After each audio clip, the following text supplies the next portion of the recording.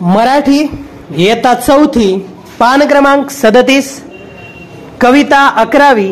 नाखवा दादा नाखवा दादा ही कविता आपण गाणार आहोत। या कवितेचे कवयित्री आहेत वसुधा पाटील। ऐका मना वाचा। नाखवा दादा खाली पडण्याल काय नाखवा दादा खाली पडण्याल काय खाली पड्याल यावेळी सोन्या तुझे काम काय खाली पड्याल उंच डोंगर डोंगरावर हिरवे रान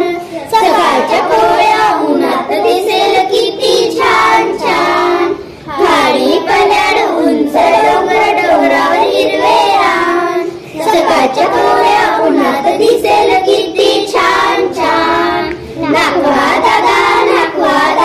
खाली पड्याल न्याल काय खाली पड्याल यावेळी सोन्या तुझे काम काय हिरव्या राणी शुभ्र ससेंचे डोळे लाल लाल त्यांना पाहून रागाने गुंज आपले फुगतील गाल हिरव्या राणी शुभ्र ससेंचे डोळे लाल लाल त्यांना पाहून रागाने गुंज आपले फुगतील गाल नाखवा दादा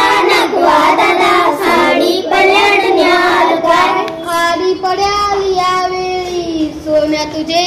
काम काय फुलांत फुलपाखरे फुलपाखरांचे सोनेरी रंग उन्हात त्यांच्या संगेनारी पक्षी आपले फुलून अंग फुलांत फुलपाखरे फुलपाखरांचे सोनेरी रंग उन्हात त्यांच्या संगेनारी पक्षी आपले फुलून अंग नाखवा दादा खाली पड्याल न्याल काय खाली पड्याल यावेळी सोन्या तुझे काम काय पानापानात दवबिंदूचे हिरे लाग डोळ्या उन्हात जगमगती आभाळी रेखा पानापानात दवबिंदूचे हिरे लाग डोळ्या उन्हात जगमगती आभाळाचे निळेपा नाखवा दादा खाली पड्याल न्याल काय खाली पड्याल यावेळी सोन्या तुझे काम काय आभाळात रंगीत ढगान मागे इंद्र कमानीवर घेऊन जोगे पायाची आहे खाडीची शान आभाळात रंगीत ढगान मागे इंद्र